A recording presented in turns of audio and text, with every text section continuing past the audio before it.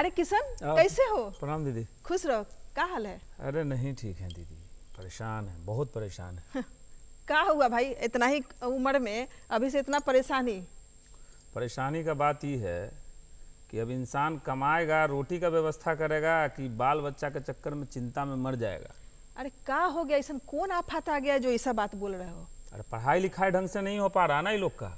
हाँ, अब सोचिए कि 9:15 में हम इसको पहुंचाते हैं, हाँ। और 9:20 में फरार हो जाता है। अरे तो तुम यही कहना चाहते हैं ना कि स्कूल पहुंचाते हो 9:15 में फरार हो जाता है? हाँ भाई, तो अब सोचिए कि आदमी बाहर जाके काम करेगा कि लोग को स्कूल पहुंचाएगा, स्कूल लाएगा और देखने के लिए जाएगा कि पढ़ रहा है कि नहीं पढ़ रहा है।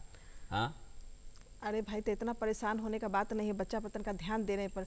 अब जब काम से आओ तो तनका सुन बच्चा को बैठा के पढ़ाओ। बैठा के पढ़ाओ। काम से आने के बाद भी हम उसको 1 घंटा पढ़ाते हैं, उसके बाद भी उसको कल बुलाए हैं, कल हाँ। पूछे हैं कि रे तुम्हारा जो है उस सामाजिक विज्ञान वाला किताब कहाँ है, तो बोलता है कि सामाजिक विज्ञान का किताबें नहीं है।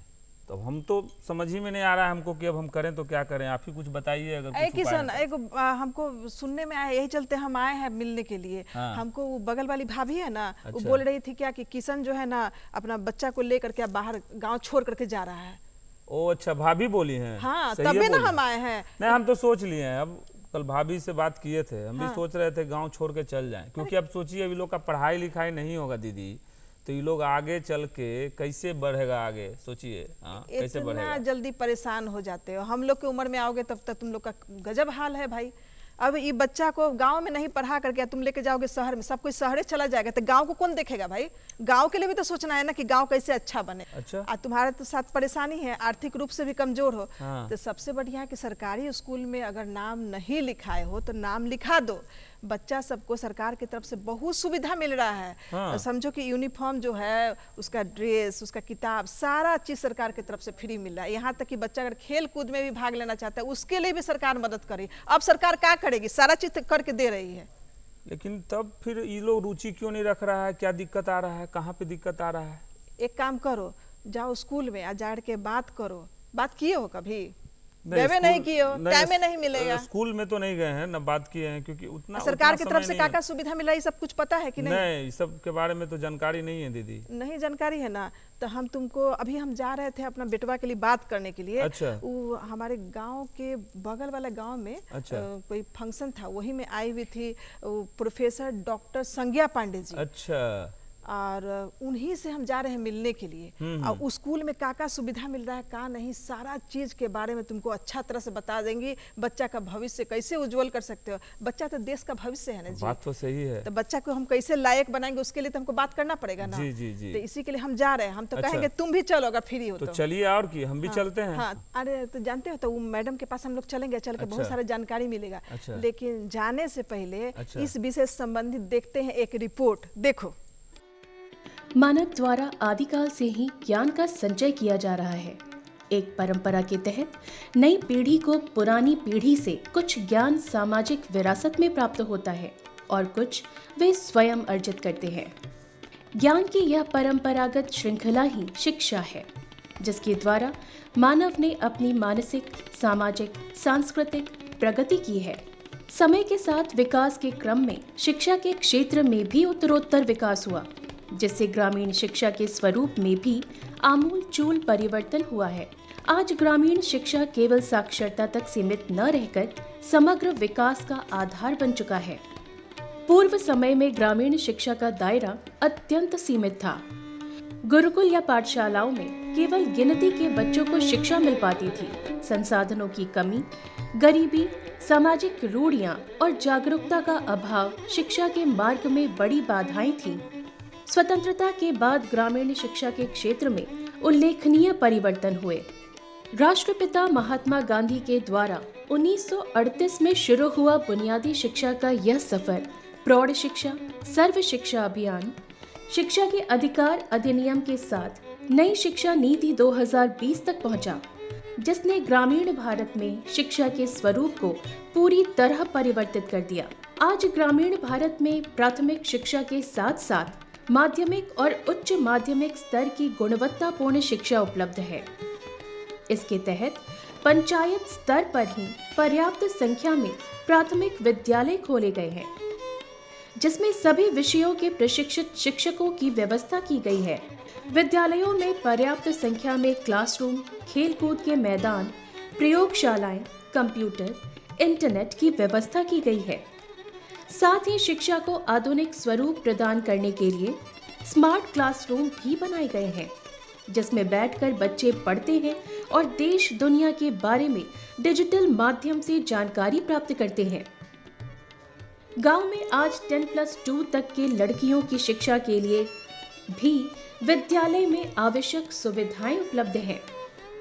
प्रत्येक विद्यालय में सभी सुविधाओं से युक्त शौचालय और सुरक्षा का इंतजाम किया गया है। लड़कियों को विद्यालय जाने आने के लिए साइकिल दी गई है। आज हमारी सरकार ग्रामीण शिक्षा पर अत्यंत ध्यान दे रही है। यही कारण है कि 6 से 14 आयु वर्ग के लगभग 95% ग्रामीण बच्चे स्कूल जा रहे हैं। इन बच्चों के लिए मध्याह्न भोजन, मुफ्त गणवेश, मुफ्त पाठ्य पुस्तक, स्वच्छता सुविधाओं के साथ घर के नजदीकी सभी सुविधाओं से संपन्न विद्यालय उपलब्ध है। लड़कियों की शिक्षा को प्राथमिकता देते हुए बेटी बचाओ बेटी पढ़ाओ योजना शुरू की गई है, ताकि उनमें स्कूल जाने के प्रति जागरूकता बढ़ाई जा सके। स्वयं और दीक्षा जैसी डिजिटल शिक्षण प्लेटफॉर्म ने ग्रामीण क्षेत्रों में शिक्षा का स्तर सुधारने में मदद की है। आज ग्रामीण शिक्षा केवल पुस्तकीय ज्ञान तक सीमित नहीं है, बल्कि व्यावसायिक शिक्षा, कौशल विकास, कंप्यूटर शिक्षा, जीवन उपयोगी प्रशिक्षण पर भी बल दिया जा रहा है। इससे ग्रामीण युवाओं को रोजगार के बेहतर अवसर प्राप्त हो रहे हैं और वे आत्मनिर्भर बन रहे हैं। नई शिक्षा नीति 2020 में बच्चों के पढ़ने लिखने में होने वाली भाषा समस्या को भी दूर कर लिया गया है और अब बच्चों को मातृभाषा में शिक्षा प्रदान की जा रही है। इस तरह अगर हम देखें तो आज ग्रामीण भारत में शिक्षा का स्वरूप पूरी तरह आधुनिक हो गया है, जहां बच्चों की समग्र विकास के लिए गुणवत्तापूर्ण शिक्षा प्रदान की जा रही है। किशन, देखो यही है प्रोफेसर डॉक्टर संज्ञा पांडे मैम। नमस्कार मैडम जी। नमस्कार। अब बैठो, अब बैठ करके और उसके बाद क्या है ना कि अब तुम्हारे मन में जो जो सवाल है उसके बारे में पूछो। लेकिन सबसे पहले हम ही पूछते हैं, मैडम ये क्या है ना कि ये रहते हैं गांव में, अभी इनका बच्चा ठीक से पढ़ नहीं रहा है, तो ये कह रहे हैं ना कि नहीं हम गांव को छोड़ करके चले जाएंगे शहर में। बताइए कि गांव में कितना सुविधा मिल रहा है, गांव में पढ़ाना क्या क्या सुविधा मिल रहा है, हम अपने बच्चे के भविष्य के लिए क्या कर सकते हैं, थोड़ा सा बताइए। जी बिल्कुल, देखिए गांव छोड़कर शहर में जाना कोई उपाय नहीं है आपकी समस्या का, क्योंकि भारत गांव का देश है और हमारी सरकार गांव में शिक्षा के ऊपर लगातार काम कर रही है। सरकार का उद्देश्य है कि अधिकांश लोग जो गांव में रहते हैं वो गांव में रहकर ही शिक्षा पाएं और बच्चे खास तौर पे जो भारत का भविष्य हैं उनको अपने घरों में रहकर, घरों के पास रहकर, अपने माँ बाप के साथ रहकर अच्छी से अच्छी शिक्षा मिल सके। इस संदर्भ में सरकार ने बहुत सारे प्रयास किए हैं। इन प्रयासों के बारे में आपको जानना चाहिए। जी, बात तो सही है, लेकिन दिक्कत ये है कि बच्चा लोग रुचि नहीं रख पा रहा है, मतलब पढ़ाई के प्रति, चाहे वहाँ के क्लास के प्रति उस तरीके से गांव में। देखिए रुचि आजकल इंटरनेट और मोबाइल का ज़माना है और हमारी खुद की भी रुचियाँ बहुत भटकती रहती हैं, क्योंकि हम सब कहीं ना कहीं टेक्नोलॉजी से बाधित हो गए हैं। सरकार ने इसके लिए बहुत सारी योजनाएं लाई हैं। जैसे छोटे बच्चों की अगर बात करें तो छोटे बच्चों के लिए एक ई जादुई पिटारा नाम की स्कीम सरकार ने चलाई है, जिसका उद्देश्य है 3 से 8 वर्ष तक के बच्चों के लिए इनोवेटिव नए तरीके से, संरचनात्मक तरीके से उनको शिक्षा देना, क्योंकि छोटे बच्चों का ध्यान आकर्षित कराए रखना, वो बाहर खेलने जाना चाहते हैं, वो स्कूलों में उनका ध्यान नहीं लगता, तो इससे उनका ध्यान आकर्षित करने के लिए सरकार ने ये योजना चलाई है ताकि बच्चे ज़्यादा से ज़्यादा संरचनात्मक तरीके से शिक्षा प्राप्त कर सकें, रुचिकर तरीके से शिक्षा प्राप्त कर सकें। तो ये एक विशेष योजना है जो छोटे बच्चों के लिए विशेष लाभकारी है। बड़े बच्चों के लिए भी बहुत सारी योजनाएं सरकार ने बनाई हैं, जिसकी जानकारी अगर आपको चाहिए तो बिल्कुल उपलब्ध हो सकती है। अच्छा मैडम, एक तो बात बताइए कि जैसे कि सरकार तो लड़की लोग को बहुत सारा सुविधा दे रही है, पढ़ाई लिखाई से लेकर हर चीज़ में सुविधा मिल रहा है, लड़का लोग को उतना सुविधा नहीं मिल रहा है, तो क्या सरकार इसके लिए कुछ सोच रही है? सरकार चाह रही है कि हाँ लड़कों लोग को भी सुविधा मिलना चाहिए? देखिए लड़के और लड़कियों दोनों की शिक्षा बहुत ज़रूरी है। हालांकि हालिया रिपोर्ट ये बताती है कि गांव में लड़कियों का जो नामांकन है वो विद्यालयों में ज़्यादा है लड़कों की तुलना में। एक बहुत ज़रूरी पहल जो नई शिक्षा नीति 2020 के तहत हमारी सरकार ने चलाई है वो ये है कि रोजगार परक शिक्षा दी जाए, क्योंकि माँ बाप की चिंता सबसे बड़ी ये रहती है कि बच्चा हमारा पढ़े तो पर क्या वो रोजगार कर पाएगा, और जो हमारी परंपरागत शिक्षा व्यवस्था है उसमें कहीं ना कहीं हम पीछे रह जा रहे थे रोजगार परक शिक्षा देने के। तो हमारी सरकार ने जो 2020 में नई शिक्षा नीति लागू की उसमें बहुत सारे प्रयास ऐसे किए जिसमें रोजगार परक शिक्षा मिले। ऐसी शिक्षा खास तौर पे आजकल देखिए कंप्यूटर का ज़माना है और सरकार ने विशेष तौर पे 6वीं से 8वीं तक के बच्चों के लिए कोडिंग सीखने की व्यवस्था शुरू की है, जो बहुत ही ज़्यादा लाभकारी हो सकती है बच्चों को रोजगार परक शिक्षा पाने में। अच्छा मैडम, एक जैसे कोई बच्चा है पढ़ाई लिखाई में उतना मन नहीं लग रहा लेकिन खेल कूद में बहुत अच्छा कर रहा है, तो क्या सरकार की तरफ से स्कूल में इस सुविधा है कि बच्चा को पढ़ाई के साथ साथ खेल कूद में भी अच्छा? सरकार का ये प्रयास है कि बच्चे का सामूहिक विकास हो, समानांतर विकास हो, खेल में भी हो और शिक्षा के क्षेत्र में भी हो। तो खेल कूद द्वारा सरकार नित नए तरीके से शिक्षकों की भर्ती कर रही है और ना केवल पारंपरिक विषयों के लिए पर खेलकूद के लिए भी शिक्षक उपलब्ध हैं। गाँव में बहुत सारी ऐसी सुविधाएं उपलब्ध है गाँव में जिससे बच्चे ज़्यादा से ज़्यादा अतिरिक्त कार्यविधियों में भी शामिल हों और अपने काम खेलकूद में भी आगे बढ़ सकें। तो ये व्यवस्था सरकार ने बिल्कुल ही दे दी है। खास तौर पे नई शिक्षा नीति में ऐसा पाठ्यक्रम बनाया गया है जो पारंपरिक शिक्षा से हटकर भी बच्चों को शिक्षा दे। तो पारंपरिक शिक्षा से हटकर शिक्षा में खेल कूद, संगीत, नृत्य, कला, बहुत तरह की शिक्षाएं देने का प्रबंध सरकार ने किया है। बात तो सही है, लेकिन मैम क्या है कि अब दूर दराज इलाकों में अच्छे टीचर्स आ जाते हैं, लेकिन ये भी देखने को मिलता है कि वो टीचर्स वहाँ पे ठहर नहीं पाते हैं। तो इसका कारण क्या है और सरकार के तरफ से ऐसा कौन सा पहल किया जा रहा है जिससे कि वो शिक्षक वहाँ पे रहें भी और बच्चों को शिक्षित भी करें? देखिए, एक जो बहुत ज़रूरी चीज़ है वो ये है कि अच्छे शिक्षकों को नियुक्त करे सरकार, जो हमारी सरकार लगातार कर रही है। आप देखेंगे टीचर ट्रेनिंग प्रोग्राम बहुत सारे चल रहे हैं जिसका उद्देश्य यही है कि पढ़े लिखे विभिन्न विषयों के शिक्षकों को नियुक्त किया जा सके।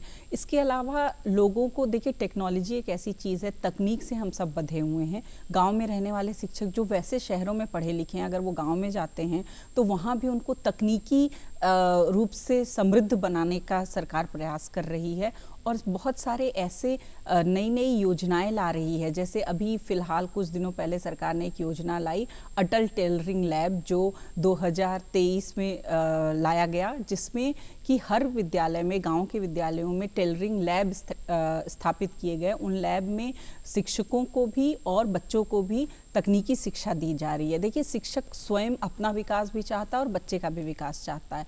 तो अगर कहीं गांव में रहते हुए शिक्षक को अपना विकास भी मिला और बच्चे का विकास भी हो रहा है तो शिक्षक ज़रूर वहाँ रहेगा, क्योंकि मैं खुद एक शिक्षक हूँ और शिक्षक का उद्देश्य ही यही है कि अब हमारे जो विद्यार्थी हैं उनका विकास करें, हम अपना स्वयं का विकास करें। तो तकनीक के लगातार प्रयोग से सरकार जो है वो शिक्षकों को भी ट्रेनिंग दे रही है, दूर दराज के इलाकों में भी ट्रेनिंग दे रही है, क्योंकि शिक्षक को अगर दूर दराज के इलाकों में वह हैं तो हम जा कर के मिलकर उनको नहीं दे सकते हैं जो भी ट्रेनिंग है। तो हम उनको तकनीकी रूप से बहुत सारे वेबसाइट्स के जरिए, बहुत सारी मोबाइल ऐप के जरिए हम उनको तकनीकी जानकारी दे सकते हैं जो उनके लिए भी लाभप्रद होगी। और हम गांव में जो मूलभूत सुविधाएं हैं, आधारभूत सुविधाएं हैं, उनका अगर हम अच्छे से उनको उपलब्ध कराएं तो शिक्षक ज़रूर वहाँ रुकेंगे। अच्छा मैडम, एक चीज़ बताइए कि जैसे जो आर्थिक रूप से कमज़ोर है, आज बच्चा तो देश का भविष्य होता है, तो हर माँ बाप चाहता है कि उसका बच्चा का भविष्य बहुत अच्छा हो, बड़ा होकर के कोई ऑफिसर बने, कुछ भी बढ़िया अधिकारी बने। तो उसके लिए जिसके जो बहुत आर्थिक रूप से कमज़ोर है तो उसको अगर पता नहीं है कि कौन कौन सा सुविधा स्कूल से मिला तो कैसे पता चलेगा उसको? देखिए, आप स्कूल जाइए, विद्यालय जो सरकारी विद्यालय है वहाँ पर एक तो बहुत सारी छात्रवृत्ति योजनाएं हैं और एक चीज़ का ध्यान रखिए, बच्चों का दिमाग तेज हो इसके लिए पोषण बहुत ज़रूरी है। और आप जानते हैं कि मिड डे मील, मध्याह्न भोजन योजना सरकार चला चला रही है और इसके साथ ही साथ सरकार एकल छात्रवृत्ति योजना भी चला रही है, जो बच्चों को छात्रवृत्ति जिसमें दी जा रही है, मुफ्त किताबें दी जा रही हैं, मुफ्त यूनिफॉर्म दिए जा रहे हैं और बच्चों को बहुत सारे ऐसे।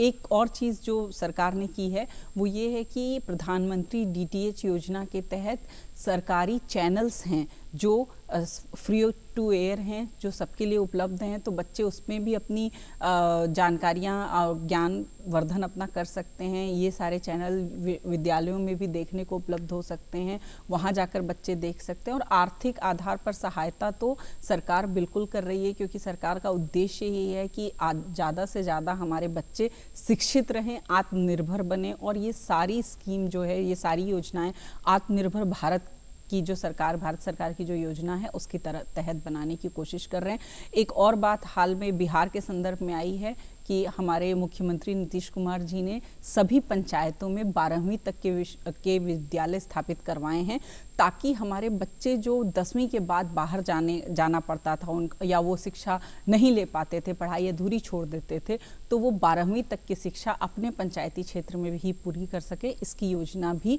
हमारी सरकार ने बनाई हुई है।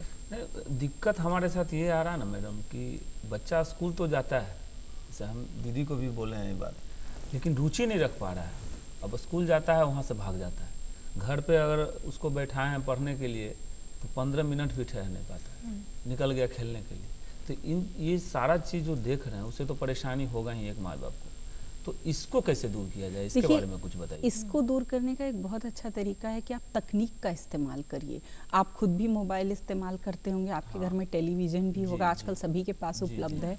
उसमें सरकार ने बहुत सारे ऐसे ऐप लाए हैं, बहुत सारे ऐसे चैनल्स हैं जिन पर बहुत जानकारियाँ उपलब्ध हैं। ख़ासतौर पे जब हमने कोरोना महामारी का समय देखा तो देखा कि बच्चों के लिए ये संभव नहीं था कि वो विद्यालय जा सकें, किसी से मिलकर पढ़ाई कर सके। वैसे परिस्थिति में जब ऑनलाइन पढ़ाई को बहुत सरकार ने प्रोत्साहित किया और जब बच्चा ये देखेगा कि नई नई तकनीक दिख रही, जैसे मैंने आपको बताया, आपका बच्चा अगर 8 साल तक की उम्र का है तो ई जादुई पिटारा नाम का ऐप है जिसके तहत बच्चे शिक्षा प्राप्त कर सकते हैं। और बहुत सारे खेल संबंधित भी ऐसे शैक्षिक तरीके हैं जिससे आप बच्चों को ज्ञान दिलवा सकते हैं। तो मेरा तो आपसे ये अनुरोध होगा कि आप तकनीक का इस्तेमाल करें, अपने बच्चे को विद्यालय में भेजें और वहाँ विद्यालय में जाके शिक्षक से ज़रूर बात करें कि क्या वो सरकार द्वारा चलाई गई नई योजनाओं का पालन कर रहे हैं।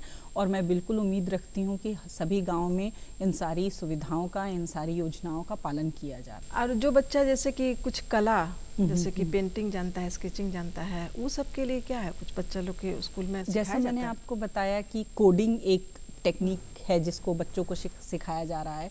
इसके साथ ही साथ सरकार नए नए विषयों के शिक्षकों को भी नियुक्त कर रही है, जिसके तहत बच्चे तरह तरह के, पहले क्या था, परंपरागत विषयों पर ही शिक्षा दी जाती थी, जैसे गणित हो गया, विज्ञान हो गया, सामाजिक विज्ञान हो गया, हिंदी हो गया।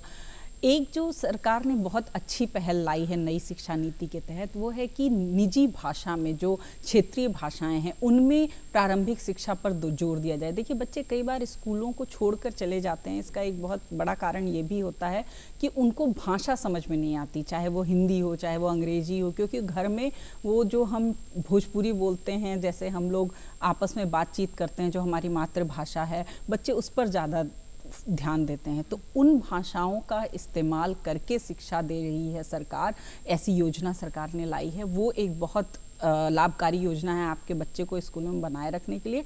और कला, संगीत और अन्य सभी क्षेत्रों के लिए भी सरकार तरह तरह की योजनाएं ला रही है, ना केवल वहाँ उपस्थित शिक्षकों द्वारा, बल्कि ऑनलाइन व्यवस्था भी है जो जहाँ बच्चे सीख सकें। जो सुविधाएं गांव में उपलब्ध नहीं हैं वो ऑनलाइन के द्वारा उनको शिक्षा दी जा सकती है। मैडम, बहुत अच्छी आप बात बताई हैं। सरकारी स्कूल में कितना सुविधा मिल रहा है बच्चा लोग को, किस तरह से कि गार्जियन इधर उधर नहीं लेकर के बच्चा को जाए। सरकारी स्कूल अगर गाँव में है तो गाँव में भी पूरी सुविधा मिल रही है, तो उस तरह से बच्चा को पढ़ा सकते हैं। तो आप चलते चलते कुछ संदेश देना चाहेंगी? शिक्षा का कोई भी विकल्प नहीं है।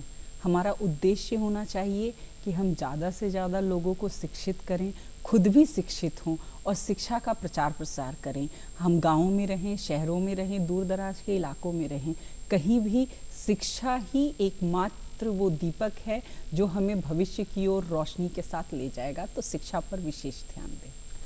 तो मैडम, आप हमारे गांव घर कार्यक्रम में आई, इतनी अच्छी अच्छी जानकारी दी, इसके लिए आपका बहुत बहुत धन्यवाद। तो अब तो तुम बहुत खुश हो ना? अब बहुत खुश हैं। हाँ, तो एक खुशी के मौका पे हम तुमको एक सुंदर सा लोकगीत दिखाते हैं। अच्छा, देखो। अच्छा, दिखाइए।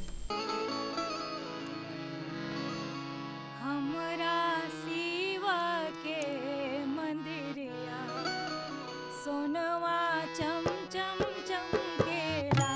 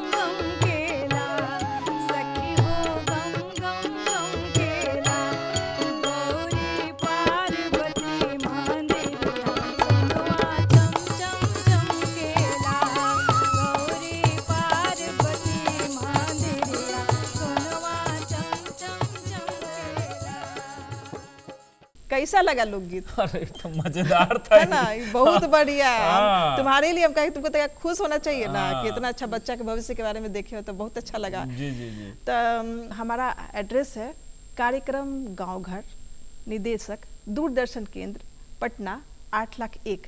हमारा ईमेल आईडी है directordk.patna@gmail.com। तो हमें हमारे गांव घर के दर्शक लोग सभी को हमारे तरफ से नमस्कार। नमस्कार।